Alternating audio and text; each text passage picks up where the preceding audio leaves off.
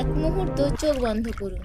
কল্পনা করুন একটা নদী, রক্তের মতো লাল, গাঢ় লাল, যেন সত্যি সত্যি রক্তের স্রোত বয়ে চলেছে অবিরাম।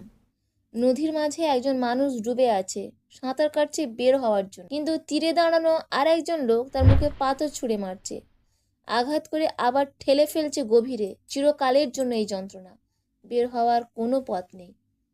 এটা কোনো সিনেমার সিন নয়, এটা রাসূলুল্লাহ সাল্লাল্লাহু আলাইহি ওয়াসাল্লামের নিজের দেখা সত্য স্বপ্ন। সহিহ বুখারীতে হাদিস নম্বর 1386 ও 7047। সামুরা ইবনু জুনদুব রাদিয়াল্লাহু তাআলা আনহা থেকে বর্ণিত দীর্ঘ হাদিসে এই ভয়াবহ দৃশ্যের বিস্তারিত বর্ণনা এসেছে। রাসূল সাল্লাল্লাহু আলাইহি ওয়াসাল্লাম বলেন, দুজন ফেরেশতা জিবরিল ও মিকাইল আলাইহিসসালাম তাকে নিয়ে গিয়েছিলেন এক পবিত্র ভূমিতে। সেখানে তিনি জাহান্নামের বিভিন্ন শাস্তি দেখলেন। প্রথমে দেখলেন একজনকে, তার মুখ ছিঁড়ে ফেলা হচ্ছে লোহার কাঁটা দিয়ে, ছিঁড়ে আবার জোড়া লাগছে, আবার ছিঁড়া। ফেরেশতা বললেন, এ হলো মিথ্যাবাদী। যে মিথ্যা বলে সেটা দুনিয়ায় ছড়িয়ে পড়ে, কিয়ামত পর্যন্ত এই শাস্তি।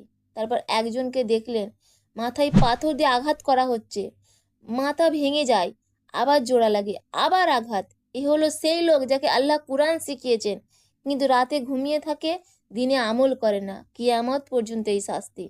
তারপর একটা ভাঁটির মধ্যে গর্ত দেখলেন, উপরে সরু, নিচে চওড়া, নিচে আগুন জ্বলছে, সেখানে নগ্ন পুরুষ নারী ঢুকে যাচ্ছে। উঠতে চাইলে আগুন জ্বলে ওঠে, আবার ফেলে দেয়। এরা হলো ব্যভিচারী ও ব্যভিচারিণী। আর সবচেয়ে ভয়ঙ্কর, রক্তের নদী। নদীতে একজন সাঁতার কাটছে, বের হতে চাইলে তীরের লোক তার মুখে পাথর ঢুকে দিচ্ছে, আবার ফিরিয়ে দিচ্ছে। ফেরেশতা বললেন, যাকে নদীতে দেখছেন সে হলো সুদখোর। দুনিয়ায় সুদ খেয়ে মানুষের রক্ত চুষেছে, তাই এই রক্তে নদীতে চিরকাল এই যন্ত্রণা। তারপর একটা সবুজ বাগান দেখলেন, বড় গাছের নিচে ইব্রাহিম আলাইহিসসালাম বসে আছেন, চারপাশে শিশুরা।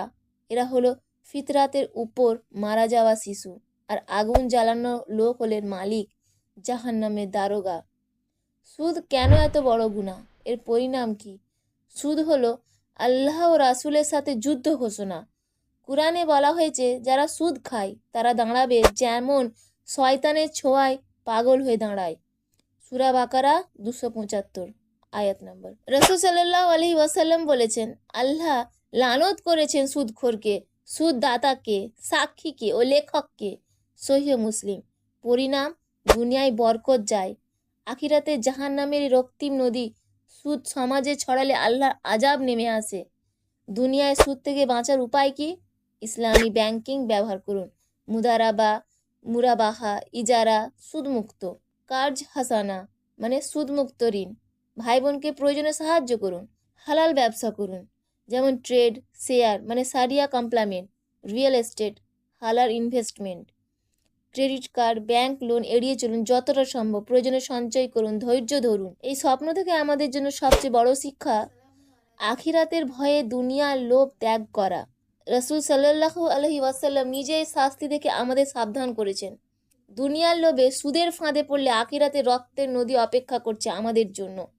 আল্লাহর ভয়ে, জান্নাতের লোভে সুদ ছেড়ে দিন, হালাল রাস্তায় চলুন, কারণ দুনিয়া ফানা, আখিরাত বাকি।